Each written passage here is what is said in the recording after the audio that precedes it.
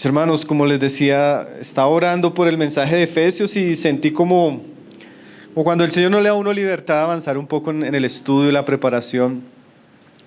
Creo que algunos últimos años, en la última reunión de año, el Señor siempre como que nos para un poco la serie y nos da un mensaje particular. Yo no me quisiera volver el de mensaje de fin de año siempre, pero el Señor, a veces siento que estos cambios de tiempo nos dan la oportunidad de reflexionar en algunas cosas. Y orando al Señor, el Señor me ponía a compartir con los hermanos esta parábola, una parábola muy interesante. Yo creo que la hemos enseñado algunas veces en el pasado aquí en la iglesia, de manera más dogmática, en el sentido de que hemos estado estudiando algunas doctrinas y por eso hemos llegado a la parábola. Hoy quisiera compartirla de manera más expositiva, trayendo algunas aplicaciones más puntuales a nuestras realidades y a este tiempo, porque siempre que estamos terminando el año es bueno hacer ciertas reflexiones de cómo hemos vivido, cómo estamos andando y cómo vamos a vivir de cara al próximo año. Entonces vamos a mirar un poco eso. Entonces, mis hermanos, vamos a ver ahí en el versículo 1 la parábola y vamos a considerar algunas cosas como decíamos. Dice ahí, Mateo 25, verso 1, dice así: entonces el reino de los cielos será semejante a 10 vírgenes que tomando sus lámparas salieron a recibir al esposo. Entonces lo primero que vamos a ver es el contexto de la parábola, mis hermanos, y un poco el contexto histórico que el Señor usa para la enseñanza que Él va a dar. En el capítulo 24 y 25, que vienen narrándonos la misma historia, Jesús está hablando su sermón escatológico. Y ahí le está respondiendo unas preguntas a sus discípulos acerca de su venida y acerca de las cosas que van a suceder. Y después de enseñar eso, Él comienza a hacer unas exhortaciones a través de parábolas, donde principalmente Él quiere despertar la conciencia de sus discípulos en la relación de cómo el cristiano debe esperar la venida del Señor. Ese es el contexto del capítulo 24 y el capítulo 25. Y ahí el Señor habla de la parábola del siervo que debe alimentar a sus consiervos, habla la parábola de las 10 vírgenes, habla la parábola de los talentos, siempre haciendo exhortaciones a cómo nosotros debemos prepararnos para su venida. Ese es el contexto del pasaje. Ya como leímos, el Señor va a usar una parábola. La parábola es una figura literaria donde el Señor usa una situación particular, conocida y entendida por todos, para aplicarla a unas verdades espirituales que tienen que ver con su reino. Y aquí la parábola tiene que ver con unas bodas donde se tiene la expectativa de que va a llegar el novio y hay 10 vírgenes que lo están esperando.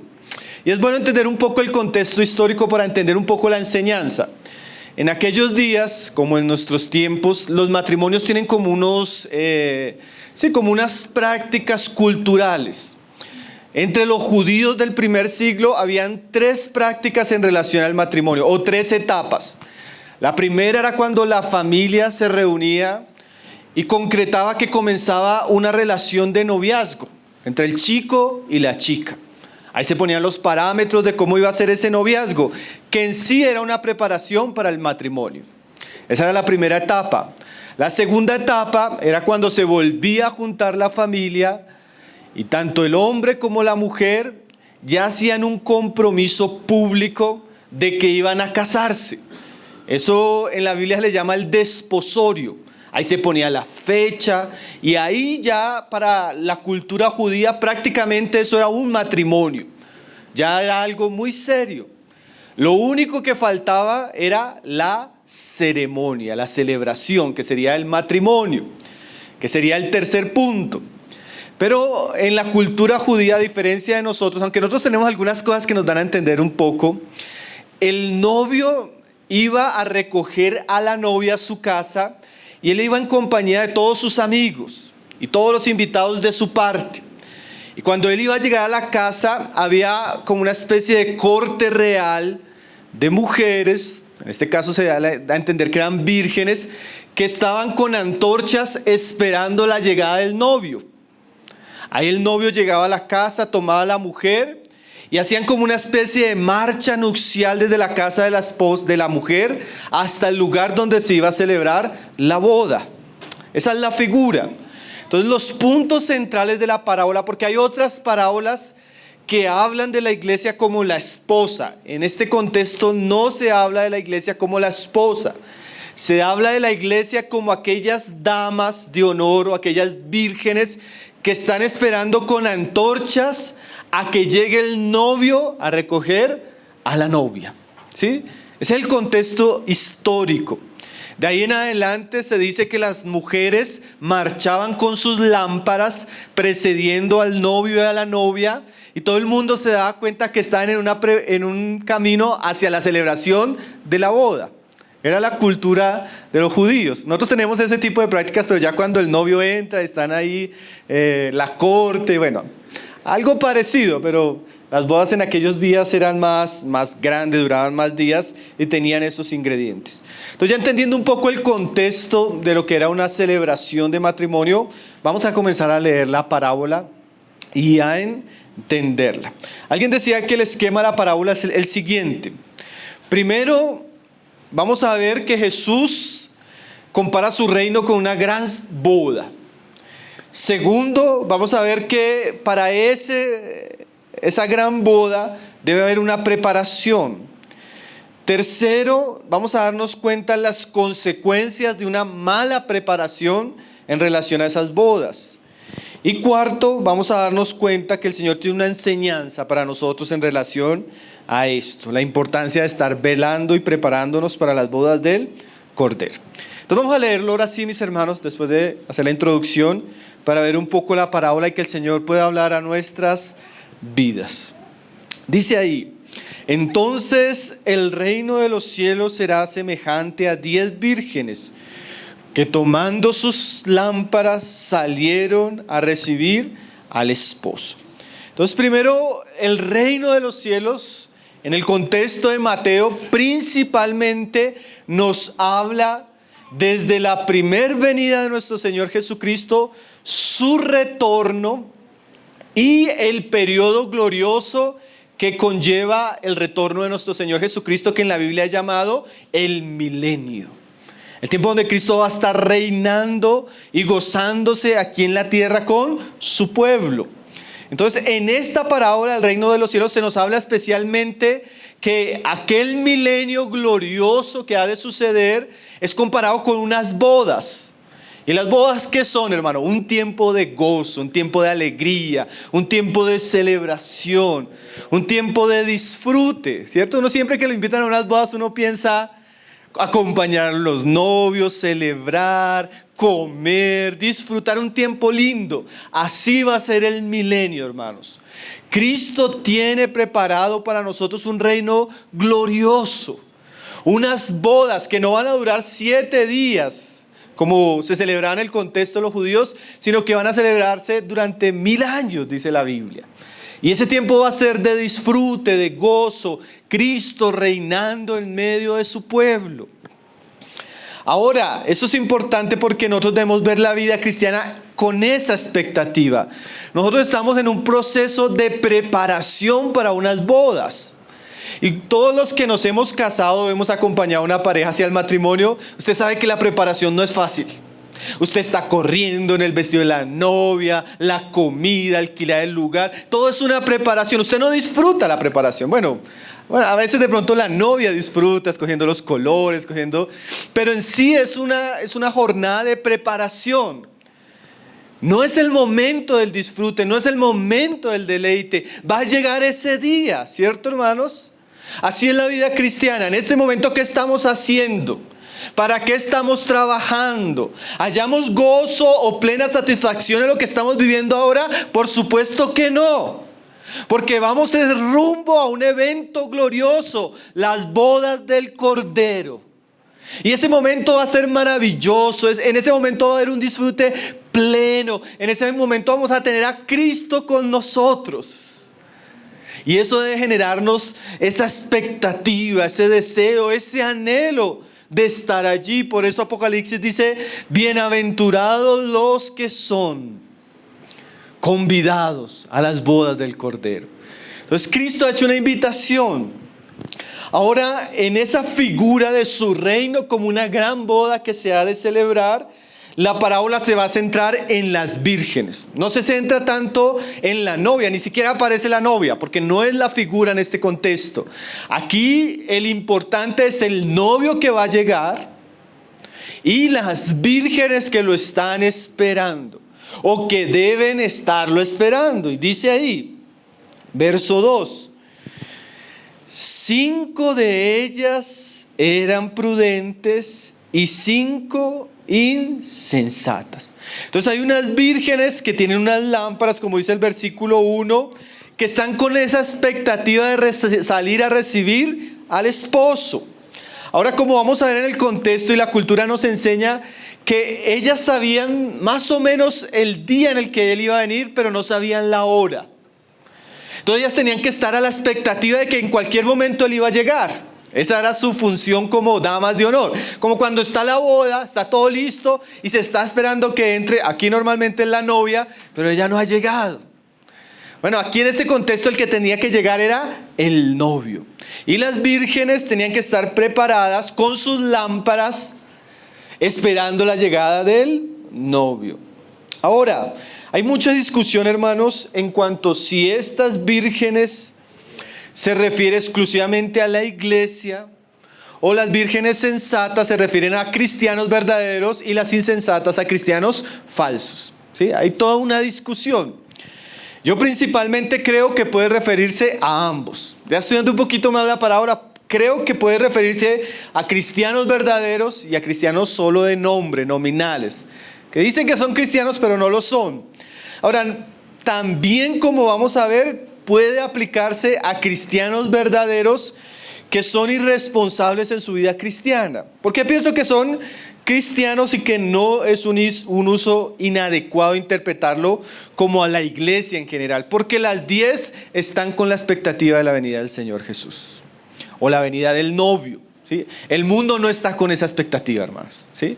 Entonces se entiende que son cristianos. Sean nominales o verdaderos, son los que están esperando el regreso del Señor Jesús.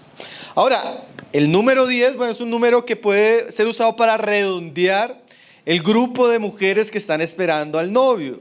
Dice ahí en el verso 2, 5 de ellas eran prudentes y 5 insensatas. Entonces, aunque estas novias seguramente estaban vestidas de la misma manera, tenían las mismas lámparas, tenían el mismo propósito, aquí la parábola comienza a volverse interesante porque en la descripción de ellas se nos dividen en dos grandes grupos, sensatas e insensatas.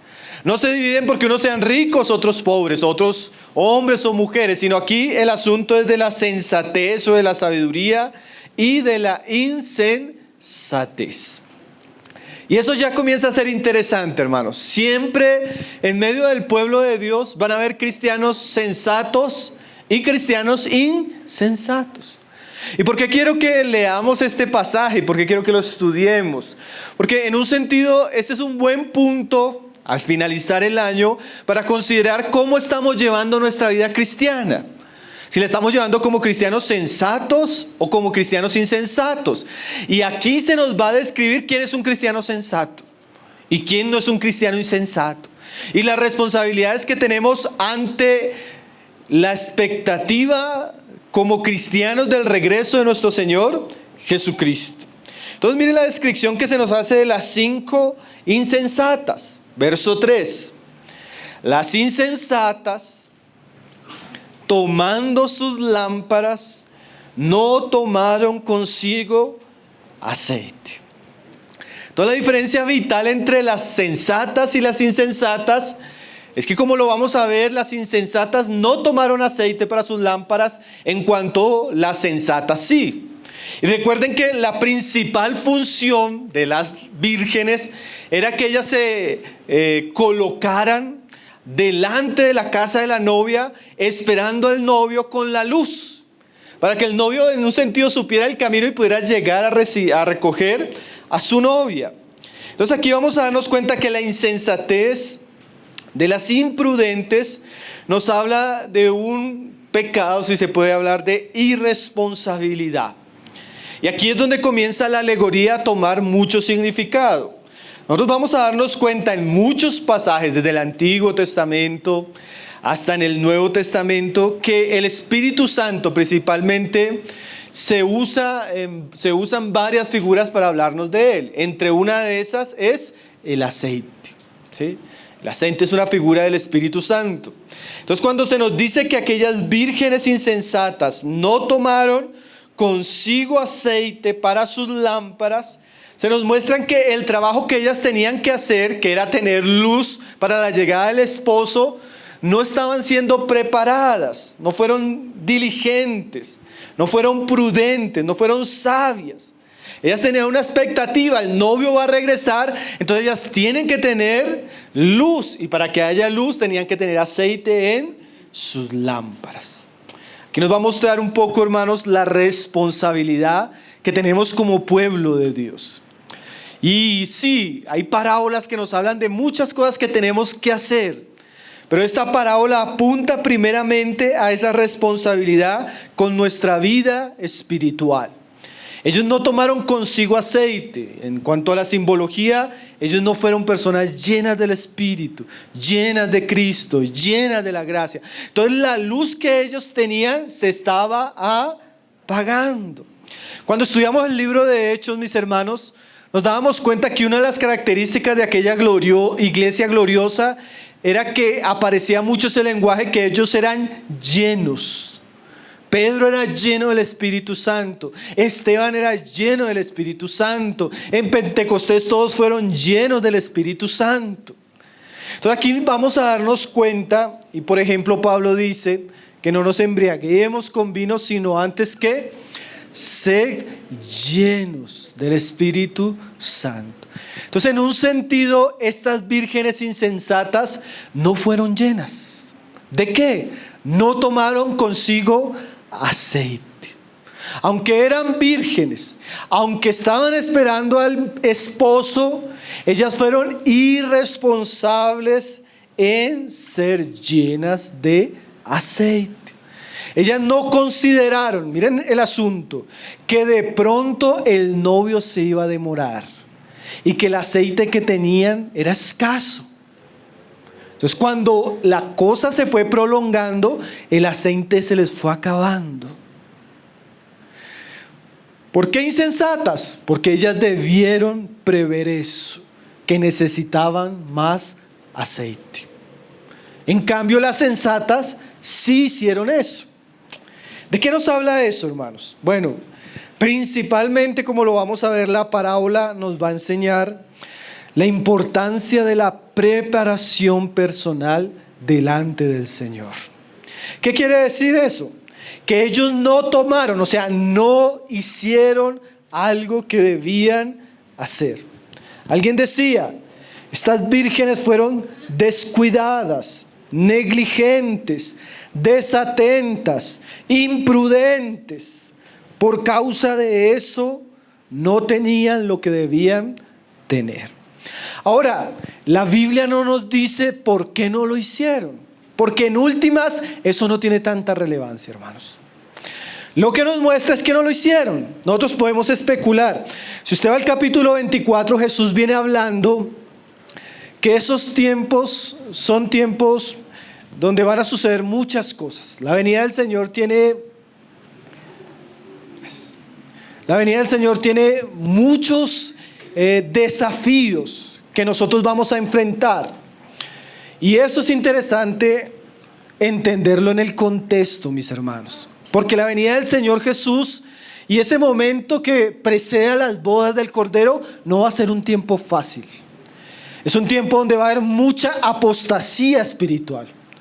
¿Sí? Va a crecer el engaño, los falsos apóstoles, los falsos maestros, falsos cristos, muchas señales engañosas, muchas crisis en el mundo, habrá guerras, hambres, pestes. Dice que va a haber tanta maldad que el amor de muchos se enfriará. Dice que la gente va a estar como en los días de Lot. Compraban, vendían, se daban en casamiento y no se iban a dar cuenta que el Señor iba a venir. Ahora, mis hermanos, ¿por qué eso es importante? Porque el contexto nos advierte que entre más se aproxime el Señor Jesús, los días van a ser más difíciles. Y eso en un sentido es que para nosotros como cristianos va a ser más difícil ocuparnos de aquellas cosas que debemos ocuparnos. Y es posible que usted le preguntara a estas vírgenes: venga, pero ¿por qué usted no se llenó de aceite? ¿Por qué no compró aceite si esa era su responsabilidad? Y ellas respondan: no, es que en el cristianismo había muchos falsos maestros. Es que estaban sucediendo muchas cosas en el mundo. Es que me pasó esto y perdí el amor. Es que estaba trabajando, estaba vendiendo, estaba casándome y por eso no tuve tiempo para comprar aceite. ¿Está viendo el contexto? Hermanos, ese comprar aceite implica, como lo vamos a ver más adelante, una responsabilidad nuestra. Nosotros debemos vivir como cristianos que están esperando al Señor. Y para eso necesitamos ser llenos de algunas cosas. Lleno del Espíritu, lleno de Cristo, lleno de su palabra, lleno de los frutos del Espíritu: amor, gozo, paz, fe, bondad.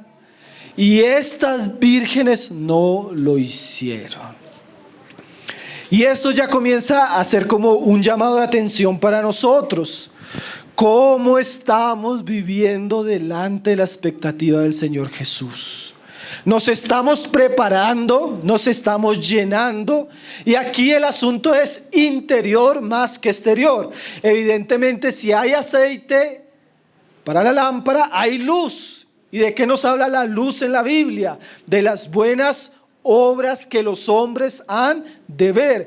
Pero la luz es simplemente la expresión externa de si hay aceite o no hay aceite en nuestras vidas.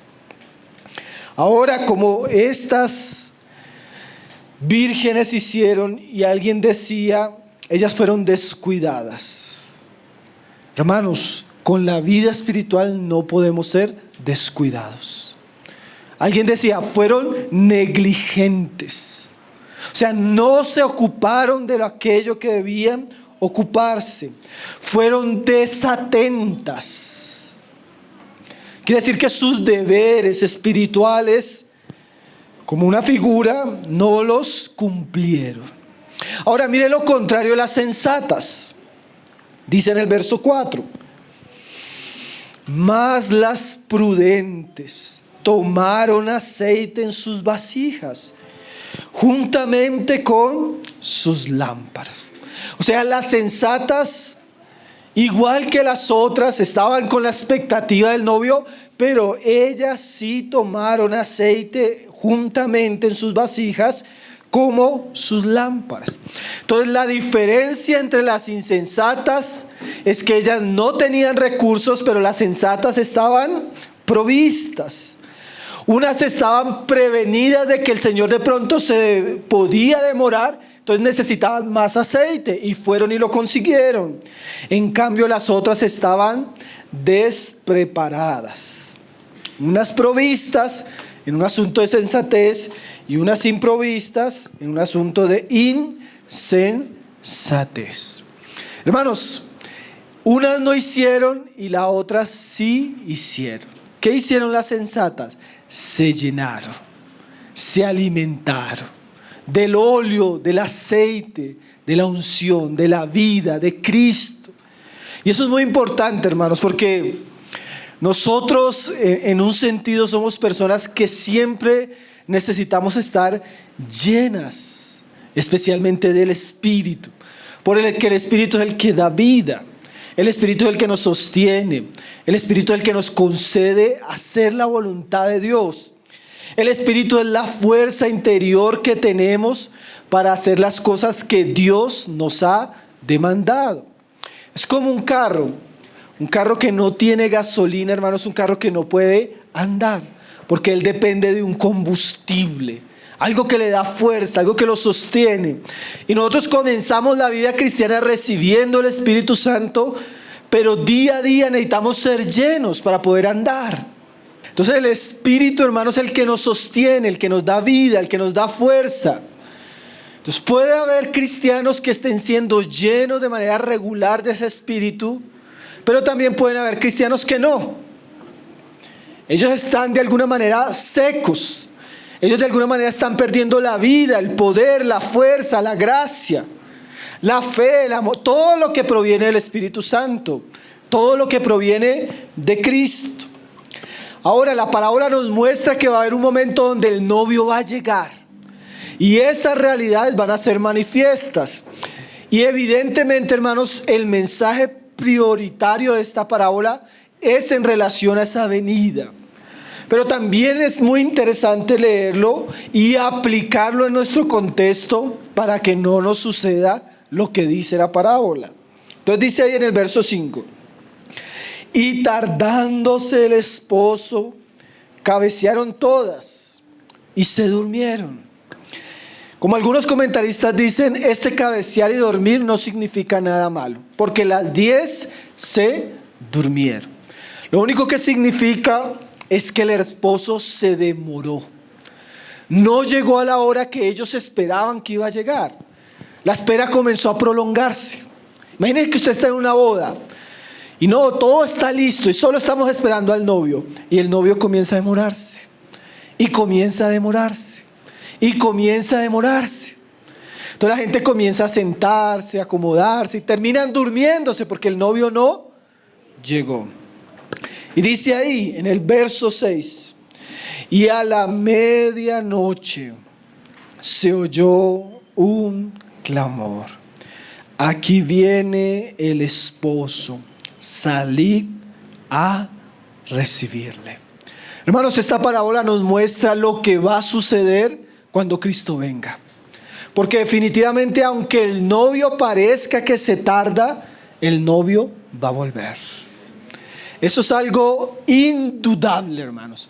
Cristo, el mismo que murió, resucitó, es el mismo que volverá.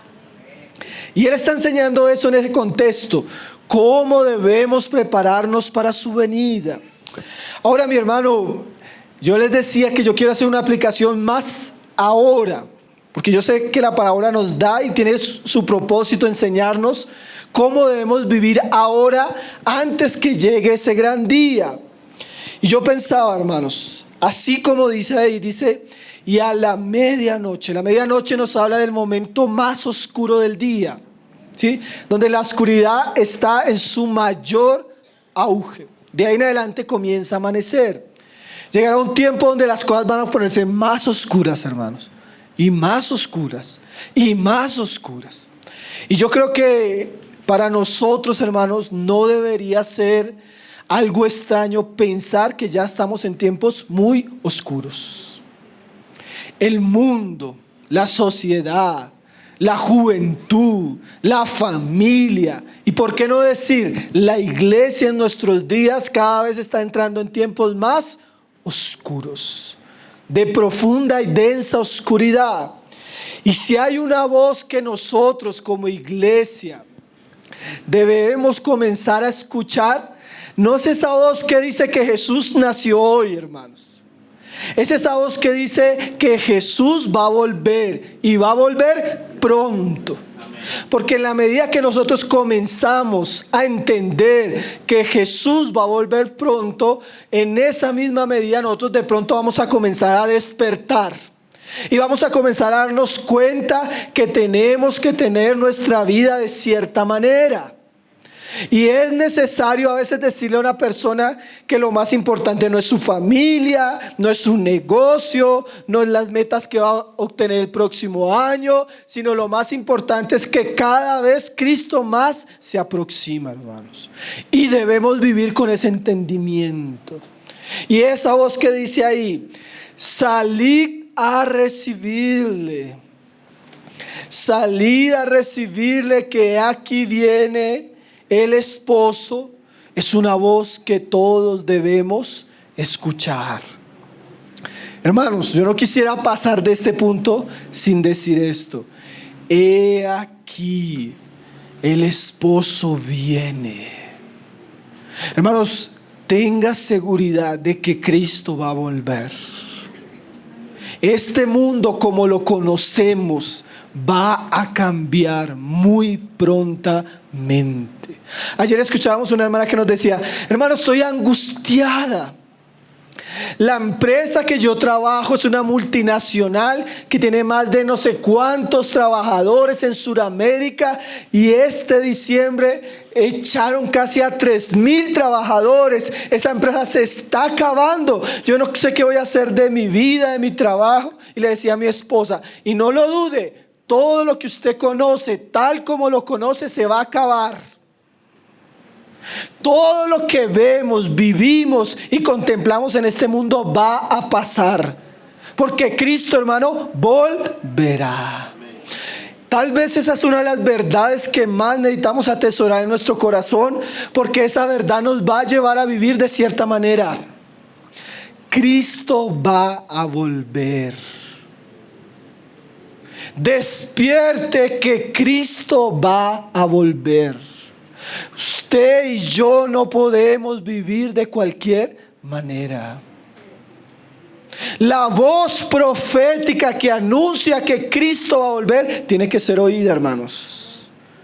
Tenemos que ser despertados. Tenemos que ser conscientes que cada vez, hermanos, las señales que Cristo dijo que iban a suceder están sucediendo. He aquí, el novio viene. Levantados, preparados, porque Él viene. Se oyó un clamor, hermanos, se necesita oír ese clamor. He aquí viene el esposo. Mire esta frase, hermanos: salid a recibirle. Evidentemente, cuando Cristo venga, esa voz se va a oír, y aún los que estuvieron muertos en Cristo van a resucitar. Y nosotros que estemos ahí vamos a ser arrebatados para recibirle. Pero hermanos, eso que va a suceder en ese día glorioso nos debe llevar a vivir ahora de cierta manera. Entonces mire lo que sucedió. Dice en el verso 7: entonces todas aquellas vírgenes se levantaron. Todas. Por eso nosotros creemos que el día del regreso de nuestro Señor Jesús, con el arrebatamiento, no van a ser tomadas unas y van a ser dejadas otras. Todas van a ser tomadas ese día, hermanos. Porque todo cristiano ese día se va a presentar delante del tribunal de Cristo, para dar conforme a lo que haya hecho, para recibir conforme a lo que haya hecho. Entonces mire la situación de las insensatas. Verso 8: y las insensatas dijeron a las prudentes: danos de vuestro aceite, porque nuestras lámparas se apagan. Mire esa situación, hermanos. Comienza a escucharse: viene el novio, viene el novio. Entonces se levantan todas las vírgenes, comienzan a arreglar sus lámparas, y cuando van a salir a recibirle, las insensatas comienzan a ver que no tienen aceite. Y comienza a ver esa angustia. El Señor viene y yo tengo que estar con la lámpara encendida y está sin aceite. Se está apagando. Y ahí comienza a haber un reconocimiento de la condición en la que estaban. Hermanos, y por eso decía que no deberíamos esperar ese día para que nosotros tengamos un reconocimiento de la condición espiritual en la que estamos. ¿Cómo está mi vasija? Mi vasija está llena de aceite, llena de Cristo, llena de su vida, llena de su gozo, llena de su fe, llena de su gracia, llena de su poder. ¿O estoy sin eso? Estoy sintiendo que el aceite se escasea. No tengo gozo, no tengo paz, no tengo fe, no tengo fruto, no doy buenas obras, no tengo poder espiritual. Estoy en una situación de escasez. Bueno, hermano, ahí es donde apunta la parábola, que nos examinemos cómo estamos. Y ellas se dan cuenta, hermanos, y dicen ahí que danos de vuestro aceite porque nuestras lámparas se apagan. Algún comentarista dice que el griego es más claro. Es como si ya estuvieran diciendo: nuestras lámparas se están apagando, se están extinguiendo. Ayúdennos. Mire esa situación. Es la situación de un cristiano que ve que ya el Señor viene y se mira a sí mismo y no tiene luz. Su luz se está apagando, su luz se está extinguiendo. No tiene vida, no tiene gozo. Y él voltea a mirar a los otros y los otros tienen aceite. Y viene la súplica: dame de tu aceite. Hermanos, esta parábola tiene una enseñanza muy clara. En aquel día, cuando Cristo venga y los hombres en Cristo sean resucitados y los otros seamos arrebatados y estemos delante de Él, vamos a darnos cuenta cuál fue nuestra condición espiritual. Vamos a darnos cuenta si fuimos realmente personas llenas del Espíritu o personas que no tuvimos una vida fuerte interiormente. Ahora, evidentemente, cuando ellos comienzan a escuchar que ya viene, comienzan a prepararse, es que se dan cuenta que no hicieron los preparativos necesarios. Pero esta condición que se va a ver ese día, hermanos, también la podemos ver ahora. ¿Y usted sabe cómo se da cuenta que un cristiano no tiene llenura en el Espíritu? Por esto: hermano, deme de eso. Hermano, yo quiero tener el gozo que usted tiene. Yo quiero tener la paz que usted tiene. Yo quiero tener la llenura que usted tiene. Yo quiero tener la fe que usted tiene. Yo quiero tener ese poder, esa llenura del Espíritu que usted tiene. ¿Usted ha escuchado eso? Hermano, es muy peligroso cuando nosotros nos damos cuenta que no tenemos algo que deberíamos tener. Algo que deberíamos buscar, porque dice: sed llenos. Y hay cristianos que, aunque vienen a la reunión, asisten a la iglesia, su vida espiritual es débil. Su vida espiritual es pobre. Su vida espiritual casi se está apagando, por no decir que ya están casi muertos. Y si usted está en esa condición, tal vez usted es de esas vírgenes insensatas que Dios está describiendo acá. No tiene vida, no tiene gozo, no tiene paz, no tiene llenura del Espíritu. Escasea. Y todo lo que eso conlleva, ¿no? Porque si el Espíritu es la fuerza para llevarnos a orar, llevarnos a buscar a Dios, cumplir sus mandamientos, amar a nuestras esposas, discipular a nuestros hijos, cumplir... O sea, cuando una persona no tiene el poder ni la vida del Espíritu Santo, es como un auto sin combustible. No puede andar. No puede cumplir lo que debe hacer. Y llega un punto donde éstas se dan cuenta de su carencia espiritual. No se prepararon para ese momento. Su aceite escaseaba. No se preocuparon por adquirir lo que debían adquirir. Y mire esa súplica: danos de vuestro aceite, porque nuestras lámparas se apagan. Mas las prudentes respondieron diciendo: para que no falte a nosotras y a vosotras, y más bien a los que venden y comprad para vosotras mismas. Hermano, este verso tiene una lección muy importante, que yo pienso que es uno de los aspectos principales de la parábola. La parábola apela a la responsabilidad personal de cada cristiano. Y las insensatas le dicen a las sensatas: danos de vuestro aceite. Pero las sensatas responden: para que no nos falte a nosotras y a vosotras, más bien vayan y compren. No fue, como alguien decía, que las sensatas fueron egoístas e insensibles con las insensatas. El problema era que no podían compartir el aceite. Y esto es importante, hermanos. Primero, podemos decir, si usted es un cristiano lleno, que tiene aceite, que se está ocupando en llenar su vida espiritual, caminar con Cristo, perseverar en la palabra, tener una buena vida de oración, crecer en las disciplinas espirituales, usted es un cristiano lleno, que tiene vida, que tiene fuerza, que tiene la capacidad de hacer la voluntad de Dios, de agradarle, servirle, da fruto, tiene buenas obras. Además de eso tiene gozo, tiene paz, tiene fe. En medio de todas las circunstancias usted tiene. ¿Sí? Y ese tener es evidente, hermanos. Así como el que no tiene se da cuenta, el que tiene se da cuenta. Tiene la capacidad de otro. Usted es el que le dice, hermano, mire, la fe es esto. ¿Sí? Que usted tiene fe y usted puede hablar de la fe. El gozo del Señor es este, el amor es esto. La vida íntima con Cristo el sensato tiene.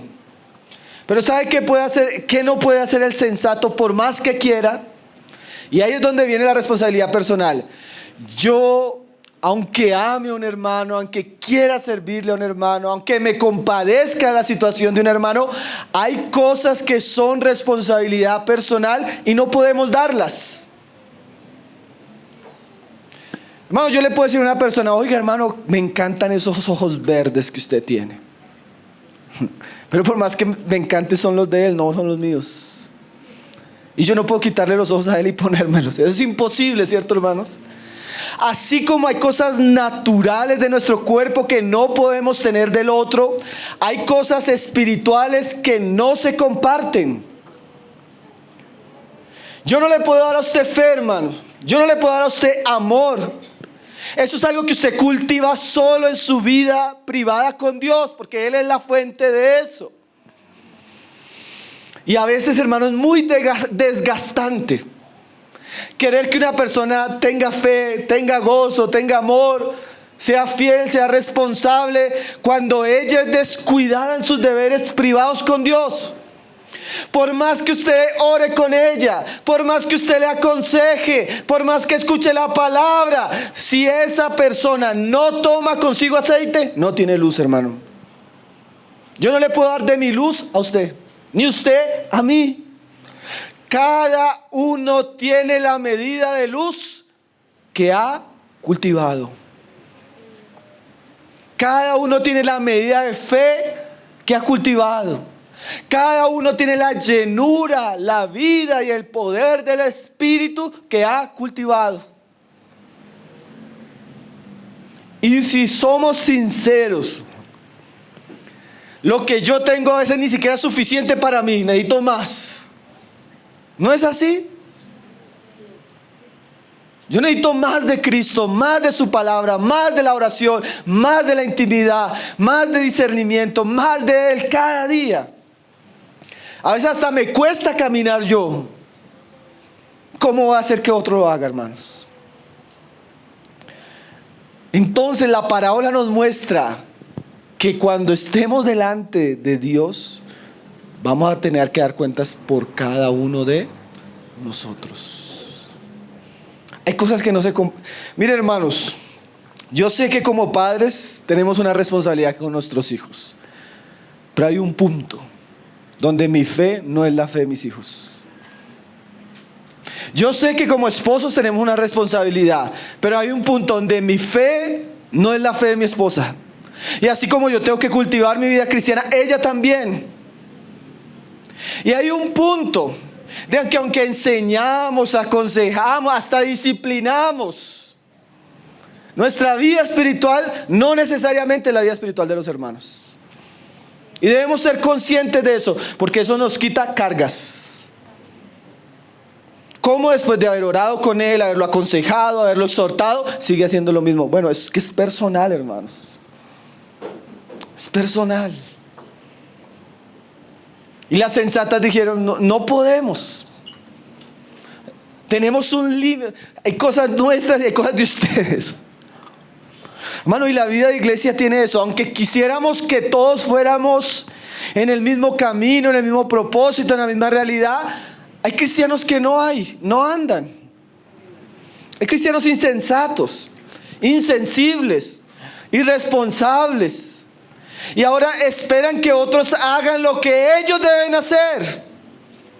Dájanos. No, hermano, eso es algo que usted busca. Eso es algo que usted tiene que buscar, así como yo. No podemos, o sea, hay un límite. Hay un límite, hermanos. Ahora, evidentemente, eso no niega lo que venía enseñando el Señor en la parábola anterior y en la siguiente. La parábola anterior, ¿cuál es?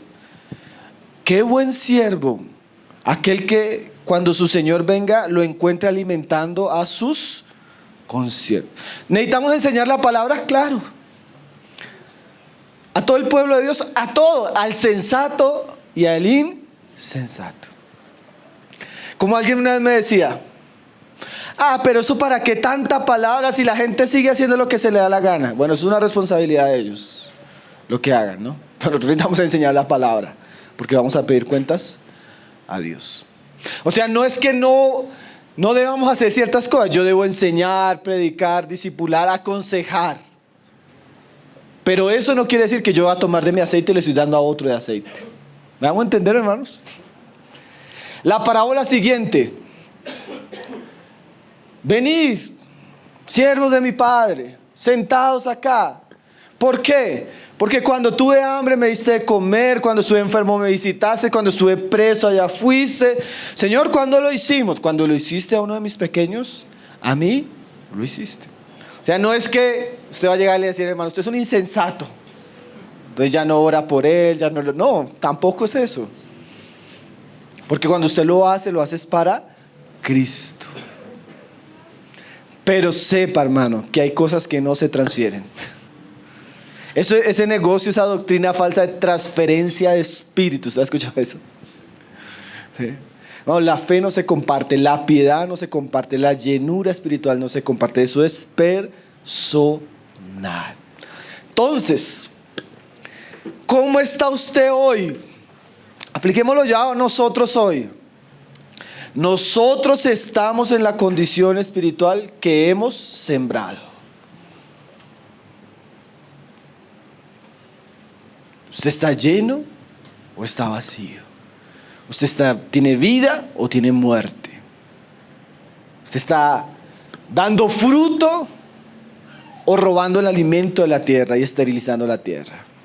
¿Está recogiendo o está desparramando? Ellas se levantan y no compramos aceite. Entonces cuando ellas se dan cuenta que no hicieron algo, comienzan a buscar soluciones. ¿Saben cuál es el problema de la parábola, hermanos? Que las soluciones ya se había perdido el tiempo. Gracias al Señor todavía hay tiempo. Por eso es bueno estudiar esa parábola ahora y no en el tribunal de Cristo. Porque si usted se da cuenta que no tiene aceite, que no tiene vida, que no tiene el Espíritu, usted puede todavía enmendar ese camino. Usted puede buscar realmente qué dice la palabra de cómo llenar su vida de manera sensata de Dios. Pero lo primero que le podemos decir es que aunque le podemos enseñar, aconsejar, acompañar, su vida espiritual es responsabilidad suya. Suya. No de su familia, no de su esposo, no de los hermanos de la iglesia. Si usted hoy está bien es porque usted ha caminado y ha hecho las cosas delante de Dios por la gracia de Dios que debe hacer. Si usted está mal en un sentido espiritual es porque usted ha sido descuidado, irresponsable, negligente. Y entender eso de pronto le da arrepentimiento, ¿no? De decir, Señor, yo no tengo esto porque no he buscado, porque no he tomado, como vamos a leer, porque no he comprado. ¿Cómo puedo salir de esta condición, Señor? Para que el día que tú vengas no me encuentres en este estado.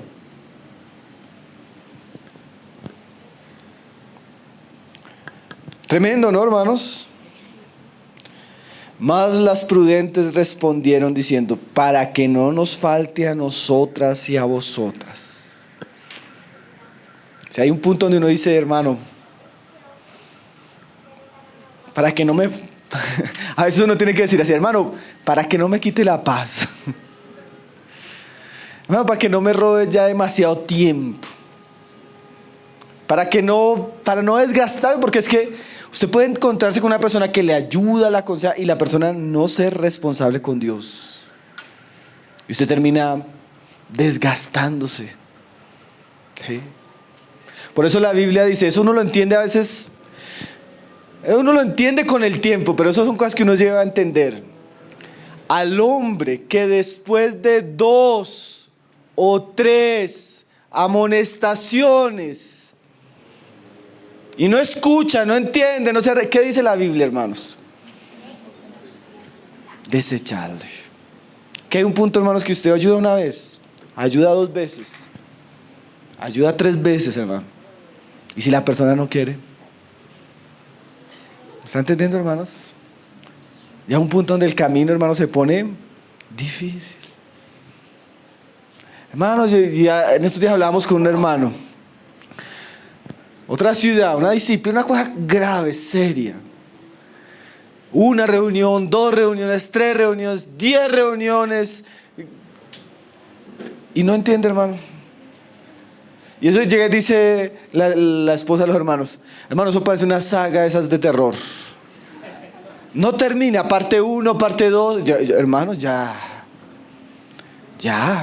Hay tiempos donde uno dice ya. Nosotros tenemos una responsabilidad, ¿cierto? Pero esa responsabilidad tiene límites. Hermano, para mí entender eso me ha traído cierto descanso. Porque uno va hasta un punto. Con sus hijos uno va hasta un punto. Con los hermanos va hasta un punto. Hasta con su esposa uno va hasta un punto. Evangelizando hay un punto, hermanos. Pero ya dice Jesús: cuando no los oigan, ¿sabe qué? Sacúdase los pies, deje el polvo del calzado y siga. Porque eso termina quitándonos el poco aceite que tenemos, porque a veces no tenemos tampoco tanto. El Señor nos dé sabiduría. Pero ellas les dicen no, pero les dan el camino, es la enseñanza. Para que no nos falte a nosotras y a vosotras, id más bien a los que venden y comprad para vosotras mismas. Mire el consejo. Ustedes no tienen, ahí es donde uno comienza a entender la parábola. ¿Por qué no tenían? Porque no compraron. No se prepararon. No entendieron que el camino de pronto es como cuando usted va a viajar. Y usted sabe que de pronto el viaje es de 6, 7 horas, usted tiene que tanquear el carro. Y usted dice, de pronto con la mitad del tanque me da. ¿Y si se alarga el viaje? Entonces, ¿qué hace una persona prudente, coherente, sensata? Llena el tanque. ¿Cierto, hermanos? Yo me acuerdo una vez estábamos viajando por Cúcuta y entró esa cierre de frontera y se acabó la gasolina. Y lo primero que hizo el hermano con el que estábamos viajando, compró como 4 galones de gasolina. Entonces llenó el baúl de galones de gasolina. Yo dije, este hermano tan exagerado. Exagerado, hermanos. Esos días no hubo gasolina como durante un mes por allá. Era una persona sensata. Él sabía que eso lo íbamos a necesitar. Hermanos, nosotros debemos ser sensatos. La vida cristiana, para que se pueda vivir de manera correcta, implica un pago de precio diario y constante. No es fácil orar, no es fácil leer la Biblia, no es fácil congregarse, no es fácil servir, no es fácil tomar la cruz, no es fácil negarse. Por eso necesitamos diaria y de manera constante la vida del Espíritu. No es fácil amar a mi esposa, no es fácil criar mis hijos, no es fácil sufrir la presión del trabajo, no es fácil sufrir los afanes de esta vida, no es fácil sufrir las tentaciones del pecado. Yo necesito ser sabio y saber que necesito diaria y constantemente la vida del Espíritu. No puedo enfrentar tantos desafíos sin los recursos necesarios. Entonces las sensatas le dicen a las insensatas: compren, prepárense. Hermanos, si yo viendo esa parábola ahora, en este tiempo, no estamos en el tribunal de Cristo ahora, ¿qué deberíamos hacer nosotros para proyectarnos para el próximo año?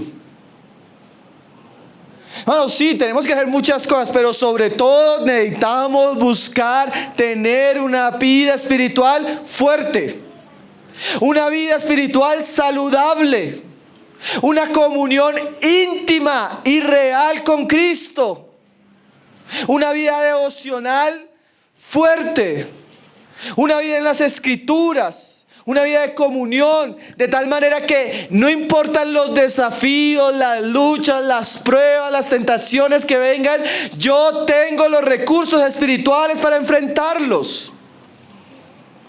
Hermanos, porque tal vez el Señor se demore y tal vez el asunto se ponga difícil. Y tal vez su matrimonio se ponga difícil, y tal vez el servicio en la iglesia se ponga difícil, y tal vez los desafíos aumenten. La noche se ponga más oscura. Pero las prudentes tenían aceite. ¿Usted tiene aceite, mi hermano o hermana? ¿Está usted preparado para las cosas? Hermano, los tiempos que narra la Biblia antes de la venida del Señor van a ser tiempos peligrosos, difíciles, espiritualmente hablándolos. ¿Usted tiene el aceite necesario para eso? Bueno, compre. ¿Qué es comprar? Comprar es adquirir algo por un precio.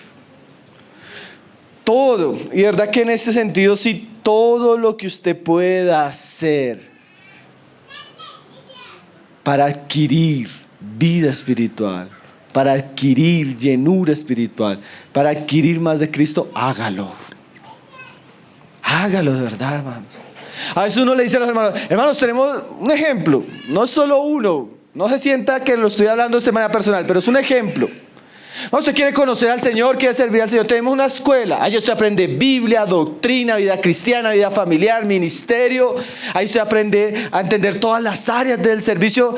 Inscríbase, esté ahí, haga las tareas, sea diligente, prepárese.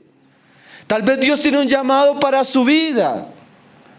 Pero hay personas que pueden o piensan que pueden enfrentar los desafíos sin tener aceite, sin pagar el precio, sin llenarse. Hermano, y es posible que si no tanqueamos el carro se nos quede en el camino. Es triste, hermanos, uno cuando comienza a pasar el tiempo y la venida del Señor se alarga, uno se da cuenta que son muchos los que quedan en el camino. Muchos hermanos preciosos, familias que fracasan porque no tenían aceite, hermanos que entran al servicio y fracasan porque no tenían aceite. Eso no es, hermano, eso no es una alegoría, eso es una realidad.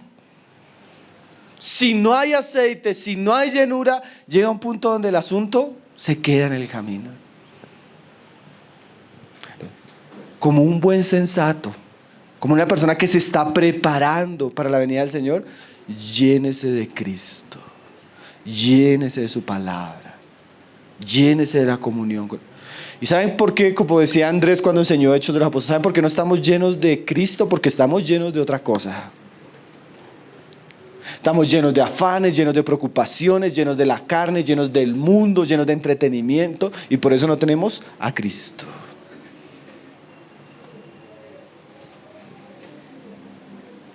Comprad. Y mire, hermanos, mire esto.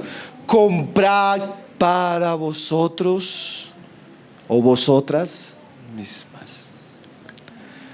Hace poco hablaba con unas personas y me decían, hermano, es que la iglesia, de otra iglesia, la iglesia esto, la iglesia. Yo le dije, hermano, el mayor problema de la iglesia son ustedes mismos. Ustedes lo que necesitan es llenarse de Cristo. Hermano, es que mi esposa es esto. Su problema no es su esposa, es que usted está seco. Si usted estuviera lleno, no se centraría tanto en su esposo.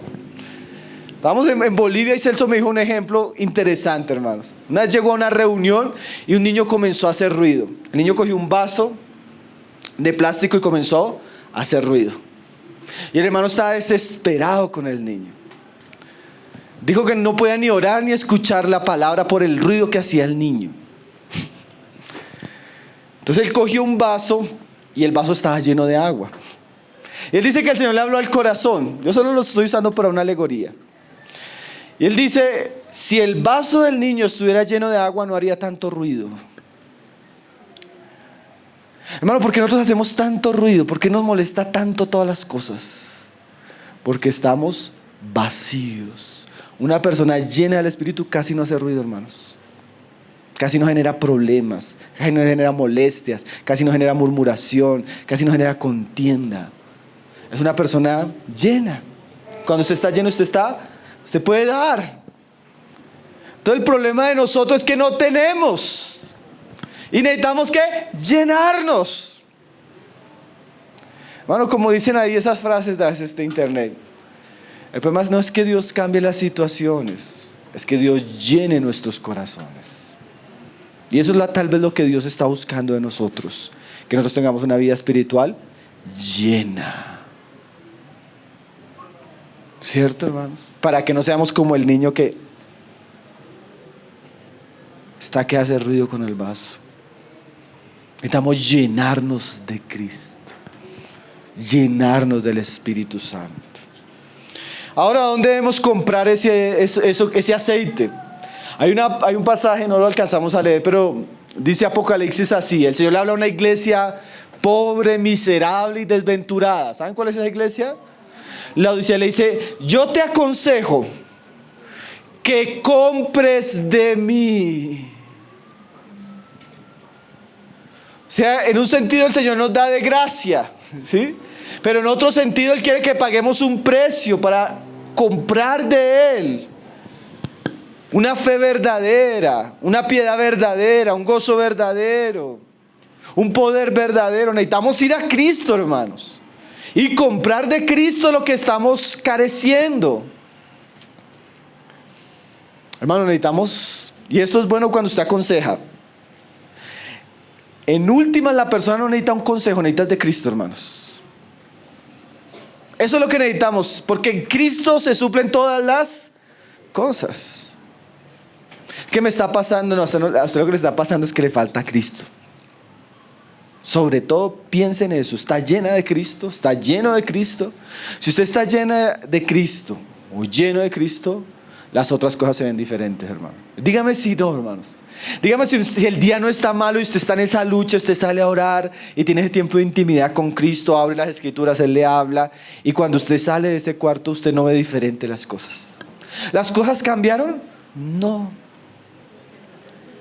¿Qué pasó? Usted se llenó. Usted se llenó. Y cuando el carro está lleno, el carro anda, hermanos. El carro avanza. Ahora, miren lo triste, hermano, y esa es la advertencia que tiene esta parábola para nosotros, ya llegando al final. Dice en el verso 10: pero mientras ellas iban a comprar, vino el esposo, y las que estaban preparadas entraron con él a las bodas, y se cerró la puerta. ¿Qué significa eso? Hermano, eso es literal. Va a haber un momento que Cristo vuelva y los cristianos que estuvieron preparados van a entrar a reinar con Cristo. Los que no estuvieron preparados no van a entrar, hermanos. ¿Sí? Algunos, cuando Cristo venga, van a ser recompensados, otros van a ser castigados. Unos van a ser puestos en un lugar de gloria, otros en un lugar de vergüenza.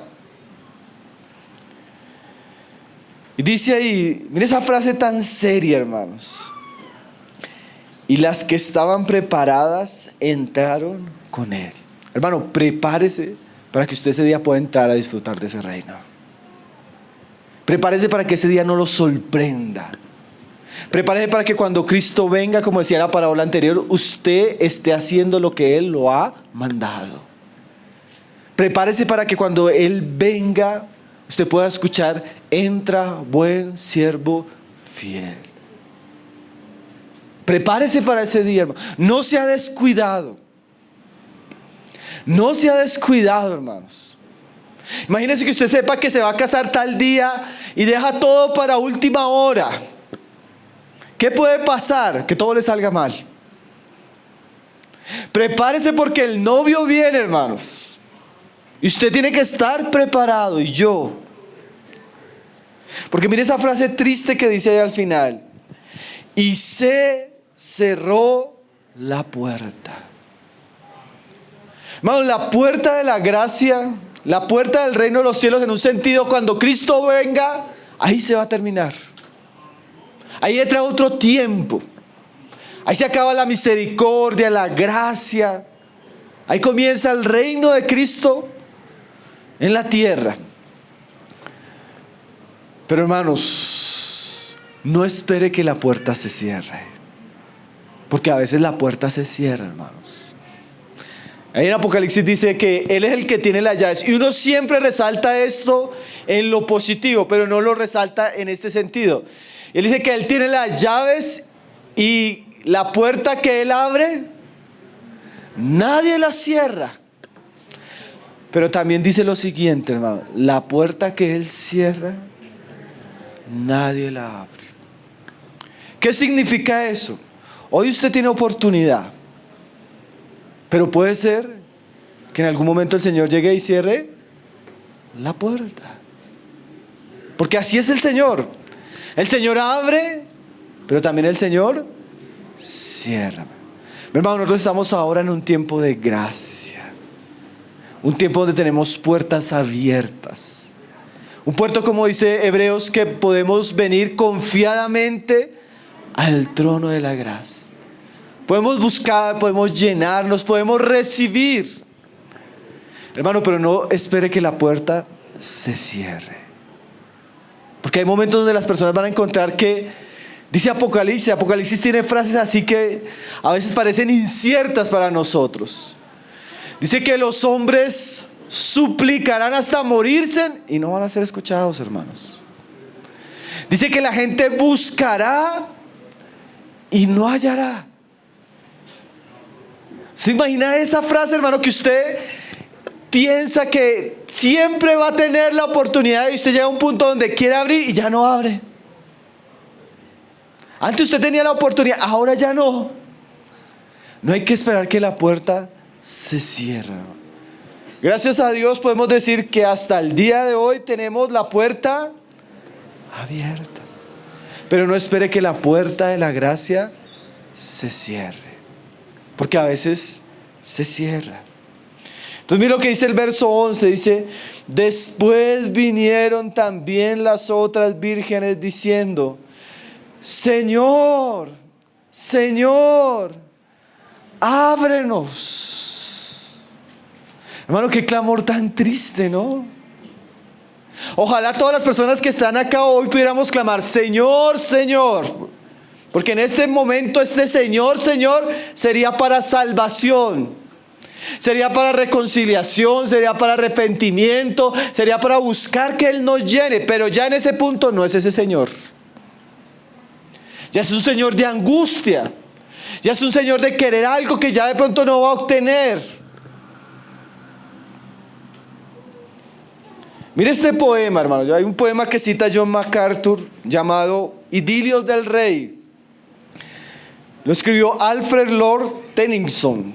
Lo escribió para la perversa reina de Ginebra, una mujer que murió sin Cristo. En toda su vida no se arrepintió, en toda su vida no se reconcilió con Dios. Ella quiso vivir a su manera. Y este hermano le escribió un poema que se leyó el día de su muerte, pero es un poema que se acerca mucho a las palabras de este pasaje. Dice el poema: es tarde, muy tarde, y la noche fría y oscura.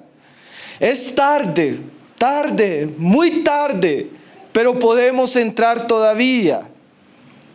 Es demasiado tarde, no podéis entrar ya. No teníamos luz, de ello nos arrepentimos, y cuando el esposo lo sepa se apiadará de nosotros. Déjanos entrar para que encendamos nuestras lámparas. Es tarde, demasiado tarde, no podréis entrar. ¿No se nos ha dicho que el esposo es tan amado, tan dulce y tan benigno? Déjanos entrar. Aunque sea tarde, déjanos entrar para besar sus pies. No, es demasiado tarde, demasiado tarde. Hermanos, algún día se va a escuchar esa voz. Es demasiado tarde. No espere ese día. Yo quisiera decirle a la iglesia y también a los que nos visitan Que si usted ha estado dudando en poner su vida a cuentas con Dios, no espere porque puede ser tarde. Si usted siente que no tiene luz o que su luz se está apagando, que su lámpara está escaseando, no espere que se cierre la puerta. Porque cuando se cierre la puerta va a ser tarde, demasiado tarde. Hermanos, y eso es un llamado para también todos nosotros. Nosotros debemos vivir nuestra vida cristiana preparándonos para la venida de Cristo. Necesitamos diariamente llenarnos de aquello que nos va a sostener en el camino. La característica de las vírgenes sensatas, ¿cuál era? Ellas estaban preparadas. ¿Usted está preparado con aceite para el camino que nos espera? ¿Usted está lleno de aceite o está escaseando? ¿O tiene suficiente para los desafíos que vienen este próximo año? Llénese, compre de Cristo. Porque como le dijo el ángel al profeta, el camino que nos espera tal vez es largo. Y necesitamos tener el suficiente aceite para que la luz de Cristo sea vista. Mas él respondió y dijo, el novio, hermanos, de cierto os digo que no os conozco. Qué frase seria, ¿no, hermanos? Ese no os conozco no quiere decir que Dios no conozca a todos. Dios nos conoce a todos. Ese sería una mejor traducción, sería así: no reconozco. Como si les estuviera diciendo, no reconozco la vida que llevaron. No reconozco la manera irresponsable como actuaron. No reconozco la manera como vivieron. Por eso no pueden entrar. No fueron aprobados. No fueron dignos. No cumplieron conforme a su llamamiento. No os conozco. Tremendo, ¿no, hermanos? Que usted salga detrás del Señor y diga, Señor, no te conozco. Yo pienso que no va a existir una palabra más triste, más lamentable para un hombre que Dios le diga que no le conoce. ¿Y saben por qué Dios no le reconoce? Porque ellos tampoco le conocieron, ni tampoco vivieron como si le conocieran. Fueron negligentes, irresponsables, indiferentes. Hermanos, miren la enseñanza como termina ahí en el verso 13. Velad pues. ¿Saben qué es velar? Es vigilar. Y antes de velar hacia afuera, usted necesita mirar primero hacia adentro, porque esta es una parábola muy personal. Miren cómo están viviendo. Examínense. ¿Tiene luz o está en tinieblas? ¿Está lleno o se está apagando? ¿Cómo está su vida, hermanos? ¿Cómo está su lámpara? Si dijéramos en este momento, levanten sus lámparas y pudiéramos levantarlas, ¿tienen aceite o no tienen aceite? ¿En qué condición nos encontramos, hermanos? Dice ahí, velad pues, porque no sabéis el día ni la hora en que el Hijo ha de venir. En que el Hijo ha de venir. J.C. Ryle decía que si hay algo cierto en la venida del Señor Jesucristo es que va a coger desprovistos a muchos. Que no nos suceda a nosotros, hermanos. Que podamos prepararnos. Yo siento que es una parábola que nos lleva a una reflexión muy personal, hermanos. Hacer un balance. ¿Cómo está nuestra vida espiritual, hermano? ¿Estamos llenos? ¿Estamos vacíos? ¿Y cómo vamos a seguir? Y las consecuencias trágicas, ¿no, hermanos? Tristes y lamentables de vivir una vida cristiana irresponsable. Que el Señor nos ayude, hermanos, a caminar el camino de las vírgenes sensatas y a llenar nuestra vida de aceite. El aceite de Cristo. Amén. Vamos a orar, hermanos, que el Señor nos dé, como siempre lo decimos, y especialmente en estas fechas, mis hermanos, Dios nos conceda examinar nuestros caminos y enderezar nuestros pasos conforme a su bendita y santa palabra. Que no nos suceda lo de las vírgenes insensatas, mis hermanos. Padre, te damos gracias, Señor. Gracias, Señor, por tu palabra, Señor. Tu palabra que siempre viene a nuestra vida, Señor, para hablarnos, Señor. Tú sabes, Señor, las necesidades que tenemos como pueblo tuyo, Señor. Tú sabes, Señor, en qué punto estamos, Señor. En qué punto está nuestra vida espiritual, Señor. Tú sabes si somos de los sensatos o los insensatos, Señor. Oramos para que aquellos que hasta el día de hoy han venido cultivando su vida, llenándose, tú les des la gracia de perseverar, Señor. Tú les des la gracia de crecer, Señor. Tú les des la gracia de mantenerse firmes, Señor. No queremos bajar la guardia, Señor. No queremos desanimarnos, Señor. No queremos ser descuidados, Señor, con nuestra vida espiritual, Señor. Si lo hemos sido, perdónanos, Señor. Si hemos descuidado algunas de tus gracias, algunos de los medios, Señor. Si hemos descuidado tu palabra, nuestra relación contigo, nuestro servicio, nuestra familia, en lo que hayamos sido negligentes, Señor, perdónanos, Señor. Y ayúdanos, Señor, a caminar, Señor, como hijos fieles y obedientes, Señor. Pero también, Señor, si hemos sido insensatos, Señor. Señor, que no esperemos ese día para entrar en razón, Señor.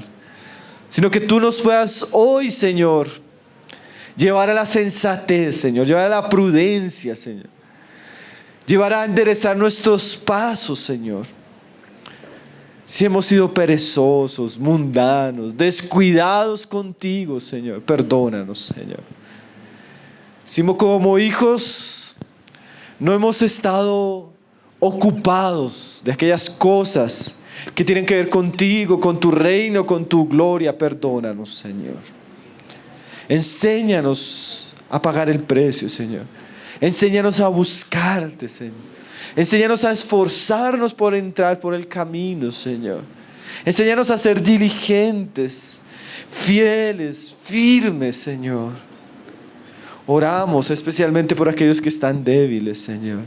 Desanimados, alejados, enredados, frustrados, Señor. Oramos por aquellos que han tenido decepción, Señor, contigo, con tu palabra. Que tú les concedas, Señor, arrepentimiento, Señor. Y un arrepentimiento pronto, no un arrepentimiento tardío, Señor.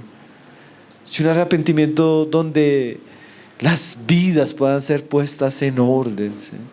Donde los caminos sean enderezados, Señor. Oramos, Señor. Ayuda, Señor, a aquellos, Señor, que están hoy batallando para que su fe no se apague, Señor. Hoy batallando con ellos mismos, con sus situaciones, con su mente, con su carne, con el mundo, con los afanes de esta vida. Oramos por ellos, Señor. Para que tú les vuelvas la cordura, la razón, Señor. Ten misericordia de ellos. Los que hemos oído podamos responder a tu palabra de manera obediente, Señor. De manera fiel, Señor. De manera abnegada, Señor. Ayúdanos, Señor. Ayúdanos a prepararnos. Tú vienes pronto, Señor. Y tu galardón contigo, Señor. Para recompensar, Señor, a cada uno. Algún día vamos a estar delante de tu presencia, Señor. Ninguno va a escapar, Señor. Ninguno se va a poder justificar, Señor. Ayúdanos a vivir con esa expectativa de tal manera que nos preparemos para tu encuentro, Señor. Que podamos llenarnos de ti, Señor, cada día más y más. Ese es nuestro deseo, Señor. Esa es nuestra oración, Señor.